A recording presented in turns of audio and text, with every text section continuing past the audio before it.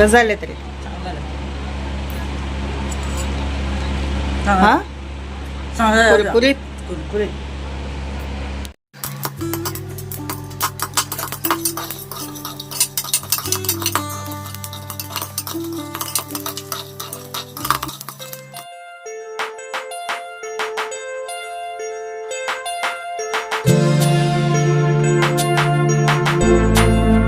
श्री स्वामी समर्थ मैत्रिणींनो, आजच्या व्हिडिओमध्ये तुमचे स्वागत आहे. उद्या सोमवार वार आहे आणि उद्या आहे भावाचा उपवास आणि परवा दिवशी आहे नागपंचमी. तर भावाच्या उपवास दिवशी धपाटे, लाह्या हे सगळं बनवलं जातं आमच्या इकडे. तुमच्या इकडे बनवतात का? नक्कीच कमेंटद्वारे मला सांगा. आणि आज आपण लाह्याची रेसिपी बघणार आहे. ज्या आपल्या साधी ज्वारी असते बघा, त्याच्यापासून लाह्या घरच्या घरी आपण कशा बनवायच्या ते बघणार आहे. तर सगळ्यात आधी मी ज्वारी स्वच्छ निवडून घेतली. धुवून काय घेतली नाही, फक्त निवडून घेतली आणि त्यानंतर पाणी उकळायला ठेवलं. पाण्याला उकळी आल्यानंतर मग त्या लाह्या त्यामध्ये घातलेल्या आहेत आणि चांगलं असं उकळी येऊसपर्यंत त्याला शिजवून घ्यायचं आहे. आणि लई शिजवायचं पण नाही, जास्त पण शिजवायचं नाही आणि एकदम कच्च्या पण ठेवायच्या नाहीत. असं उकळी आलेल्या पाण्यामध्ये थोडंसं गादगाद शिजवायचं आणि काय करायचं तर थोडंसं मग बारीक गॅस करून ठेवायचं झाकून आणि लगेच गॅस बंद करायचा. आणि ज्या अशा म्हणजे बाद लाह्या होत्या त्या वर तरंगतात बघा, त्या काढून टाकायच्या आणि चाळणीच्या सहाय्याने ते आपण पूर्ण पाणी नितळून त्या लाह्या थोडा वेळ अशाच ठेवायच्या चाळणीमध्ये नितळत. आणि पूर्ण पाणी नितळ की मग एखाद्या कॉटनच्या कापडावर, टॉवेलवर तुम्ही असं पसरून ठेवायचे आहेत. थोड्याशा कॉटनच्या कापडाने मी ती ज्वारी जी आहे ती पुसून घेतलेली आहे, जेणेकरून त्यातलं पाणी जे आहे ओलसरपणा तो निघून जाऊन दे म्हणून. आणि असं पसरून मी गॅस कट्ट्यावरच ठेवलेलं होतं. ही प्रोसेस मी आदल्या दिवशीच केली रात्री. आणि आदल्या दिवशीच ह्या लाह्या करायच्या. कमीत कमी 9 ते 10 तास त्या लाह्या पूर्ण वाळल्या पाहिजेत. हे बघू शकता तुम्ही, पूर्ण असं आपली ज्वारी तुटत आहे. इतपत आपल्याला मऊ ज्वारी लागते, कारण कडक ज्वारी जर असली तर लाह्या आपल्या अशा फुटत नाहीत, लक्षात ठेवा. अशा पद्धतीने आपण आदल्या दिवशीच ही ज्वारी तयार करून ठेवायची आहे. आणि बघू शकता तुम्ही, असं दाबल्यावर ही ज्वारी तुटत आहे. म्हणजे थोडीशी अशी मऊ ज्वारी लागते आपल्याला लाह्यांसाठी. चला तर आपण ही मी आदल्या दिवशीच तयार करून ठेवलेली आहे ज्वारी. चला आपण लाह्या कशा पाडायच्या ते बघूया. सगळ्यात आधी कुकर गरम करून घ्यायचा आणि त्यामध्ये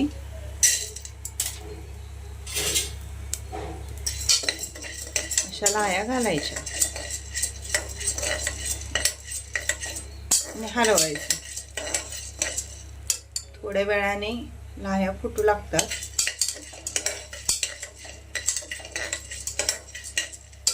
गॅस मोठाच ठेवायचा, असं हलवत राहायचं. ही प्रोसेस आपल्याला करत असताना कुकर गरमच पाहिजे, लक्षात ठेवा. कुकर गरम असल्यावरच आपण ज्वारी त्यामध्ये घालायची आहे आणि असं हलवायचं आहे. आम्ही ज्यावेळी लहान होतो त्यावेळी भट्टीतून लाह्या अशा भाजून आणत होती, पण आता भट्टीत वगैरे जात नाही. आता तयार लाह्या बाजारामध्ये 10 रुपयाला 5 रुपयाला असं पॅकेट करून विकतात. मी पण तेच आणते, पण घरच्या घरीसुद्धा आपल्याला अशा लाह्या बनवता येतात.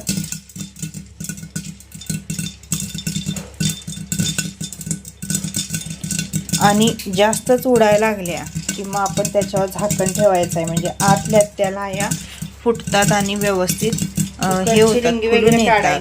म्हणून मी झाकण लावलेलं आहे. आधी लहान असताना नागपंचमीला आम्ही झोपाळे बांधायचो. बायका झोपाळे खेळत होत्या. 2-3 जण मिळून असं आम्ही झोका घेत होतो. आता ती प्रथा बंदच झालेली आहे. आमच्या घरासमोर जे वडाचं झाड आहे त्याला आम्ही मोठी दोरीने, म्हणजे असं जे मोठे काका वगैरे असायचे, आमचे पप्पा असायचे, ते झोपाळा बांधून द्यायचे आणि खाली आम्ही अशी मोठी फळी त्याला बांधत होतो आणि उभा राहून झोके देत होतो. पण आता ते सगळं बंद झालेलं आहे. तुम्हाला दाखवण्यासाठी मी तेवढ्याच लाह्या बनवल्या आणि खूप कुरकुरीत छान लाह्या घरच्या घरी आपल्याला बनवून झालेल्या आहेत. आधीचे दिवस सणावारांचे वेगळे होते आणि आत्ताचे दिवस सणावारांचे वेगळे आहेत. आत्ता कसं झालेलं आहे, महागाई पण खूप वाढलेली आहे, त्यामुळे सण पण व्यवस्थित साजरे होत नाहीत आणि लोकांना आधीसारखं म्हणजे हौस मौस काही राहिलेलं नाही. आधी कसं होतं तर प्रत्येक सणालाच काहीतरी खायला वगैरे मिळत होतं, वेगवेगळे पदार्थ. आता कधी पण काही पण मिळतं, त्यामुळे कशाचीच किंमत राहिली नाही. आणि माझ्या गॅस कट्ट्यावरनं पूर्ण सगळ्या लाह्या झालेल्या आहेत. तुम्ही बघू शकता कशा पद्धतीने लाह्या उडत आहेत. लाह्यांसाठी जी ज्वारी वापरली जाते ती थोडीशी म्हणजे कोवळी ज्वारी असते. आपण जी भाकरी बनवण्यासाठी ज्वारी असते ती नसते, ती थोडीशी कोवळी ज्वारी असते. त्यामुळे ती पटपट पटपट अशी फुलून येतात त्या लाह्या. म्हणून तर आपण थोडीशी शिजवून घेतली, जेणेकरून म्हणजे व्यवस्थित त्या लाह्या फुटल्या जातील. कडक जर ज्वारी असेल तर लाह्या अजिबात फुटत नाही. ह्या लाह्यांना फोडणी मारून जरी खाल्लं तरीसुद्धा असं मसाले लाह्या खूप छान लागतात. थोडेसे मसाले वगैरे घालून तेल घालून फोडणी मारायचं. लाह्या श्रीला देऊन बघूया कशा झाल्यात त्या. खाऊन बघ रे श्री, लाह्या कशा झाल्यात.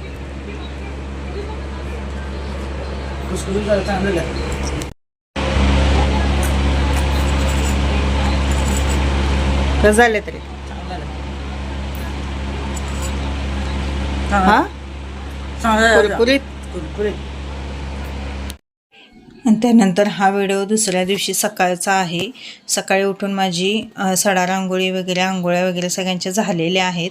श्रीचा आवरलेला आहे शाळेला जाण्यासाठी. त्याला चहा वगैरे देते आणि त्यानंतर तो गेल्यानंतर मग आपली बाकीच्या कामांना सुरुवात. तोपर्यंत हे पण कामावरनं आले होते.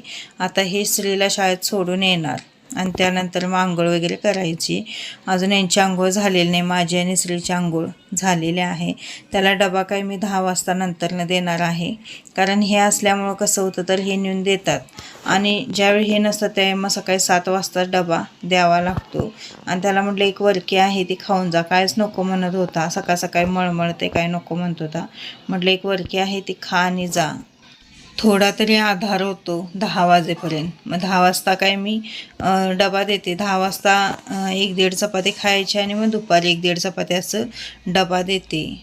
आणि मागच्या वेळी काय झालेलं, मी केसांना काळी मेहंदी लावलेली, पण त्याचं मला काय साईड इफेक्ट झालेला आहे काय कळना झालं. एवढं डोक्यात खाजवायला लागली, सारखं खाजवत बसायला लागलेलं आहे. आता मी यूट्यूबला एक व्हिडिओ बघितलेला आहे डोक्यातली खाज कमी करण्यासाठी. तर खोबरेल तेलामध्ये तुरटी मिक्स करायची बारीक करून आणि ती डोक्यामध्ये लावायची तेलासकट.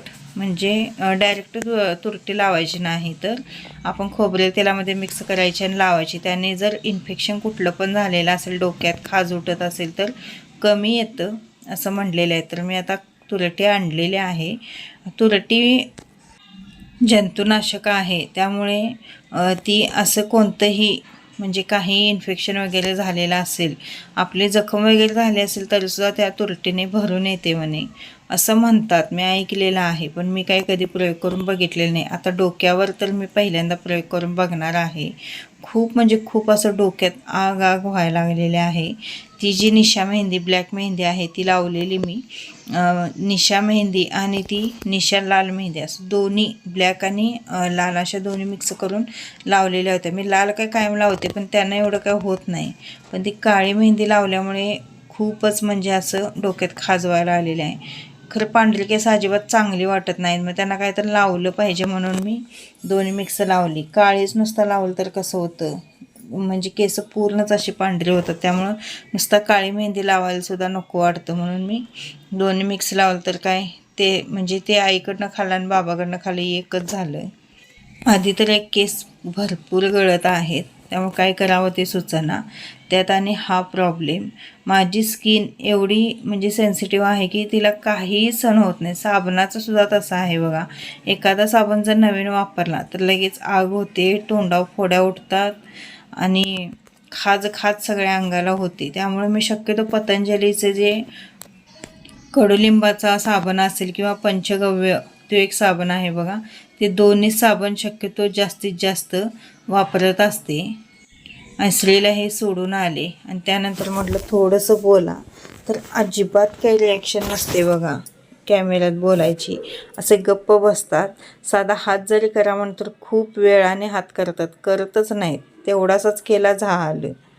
त्यांना कॅमेऱ्यात तेवढं यायला आणि बोलायला अजिबात नको असतं. तरी पण मी मुद्दामनं त्यांना सवय होऊन दे म्हणून थोडं थोडं घेतच असते कॅमेऱ्यामध्ये. तरीसुद्धा नाहीच, त्यांना सवयच होत नाही. एक एक जण किती फ्रीली बोलतात, पण यांना अजिबात इतर वेळी माप बोलतात, पण कॅमेऱ्यात म्हटलं तर अजिबात नको वाटतं.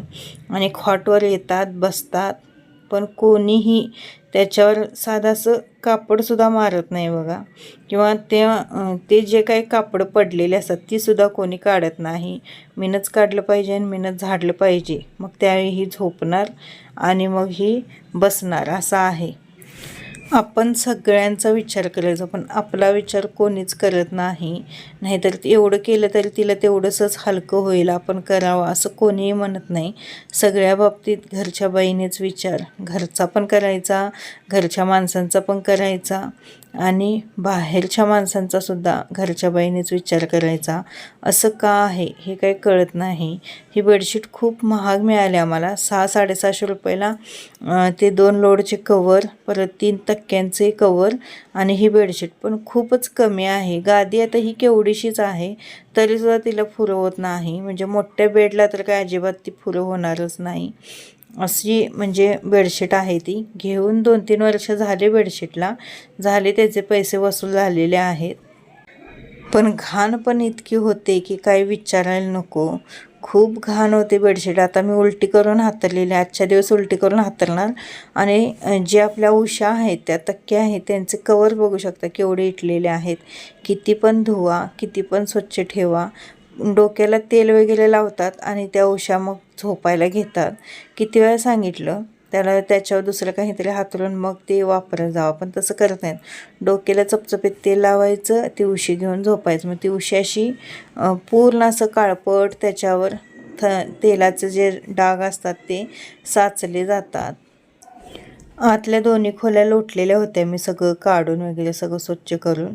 फक्त ही एक खोली राहिलेली होती, म्हणून मग सगळा बेड वगैरे सगळं स्वच्छ हे केलं, झाडून घेतलं आणि त्यानंतर मग लोटून काढलं. सकाळचा जो आपला पारोसा केला असतो बघा, तो असा म्हणजे एकदम डीपमध्ये काढायचा, म्हणजे नंतर ना आपल्याला कसलीही म्हणजे दिवसभर टेन्शन नसतं. पण सकाळचा जो केर कचरा असतो तो काना आणि कोपऱ्यातनं सगळीकडनं व्यवस्थित काढायचा.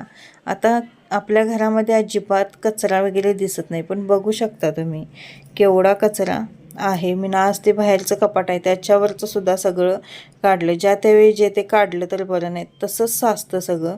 आणि मी असं साळूता ज्यावेळी झाडू घेत असते मारून खालनं, त्यावेळी मी काय करते तर भिंतीवरनं सुद्धा थोडासा असा झाडू फिरवून घेते, जेणेकरून जी भिंतीवर वगैरे घाण असते किंवा कुठं जळमट वगैरे असतील. आता इथं वर टी व्ही आहे, तर तिथं खूप म्हणजे अशी जळमटं टी व्हीच्या खाली होतात, तर तिथंसुद्धा थोडासा झाडू मारून घेतला. आणि हा जो गाला या कंपनीचा झाडू आहे तो खूप छान आहे. मी आणून जवळजवळ 1-1.5 वर्ष झाली, पण मला खूप आवडतो तो. अजिबात म्हणजे त्याची कसलीही तक्रार नाही. आणि घाण झाला थोडासा धुतला की लगेच स्वच्छ पण होतो. पण आपले जे बाकीचे झाडू असतात त्याच्यापेक्षा हा झाडू खूप म्हणजे बरं पडतो बघा. त्यानंतर थोडंसं यांनी चहा केलेला होता मी सगळं घर झाडून काढूसपर्यंत. आणि मी कॅलेंडरमध्ये बघत होती की नागपंचमी कधी आहे आणि भावाचा उपवाससुद्धा कधी आहे. कारण की भावाच्या उपवासला आपल्याला धपाटे लाह्या वगैरे कराव्या लागतात, म्हणून मग मी बघत होते. मी म्हणत होते की उद्यालाच आहे, हे म्हटले नाही, सोमवारी भावाचा उपवास आहे आणि मंगळवारी नागपंचमी आहे असं ते म्हणत होते. तेवढ्यात मी काय केलं तर कॅलेंडर काढलं आणि बघितलं. कसं होतं आपल्या घाई गडबडीच्या नादात आपल्याला काहीच लक्षात राहत नाही. आणि आमच्यात कधी कधी हे सुद्धा चहा असा मला बनवून देतात. माझ्यापेक्षा यांचा चहा खूप छान असतो, असा घट्ट दरदरीत चहा ते बनवतात. अजून देवपूजा वगैरे काही झालेलं नाही आहे. फक्त 2 वेळा चहा, सडा रांगोळी, आंघोळ्या आणि सगळं घर तेवढं झाडून काढलेलं आहे.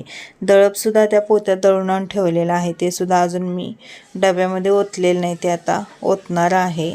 आणि त्यानंतर असे काळे हुलगे मी रात्री भिजत घातलेले भाजीसाठी, तर त्यातलं पाणी सगळं काढून घेतलं आणि कुकर लावला आणि यांना म्हटलं तुम्ही देवपूजेला बसा आणि मी येते तोपर्यंत.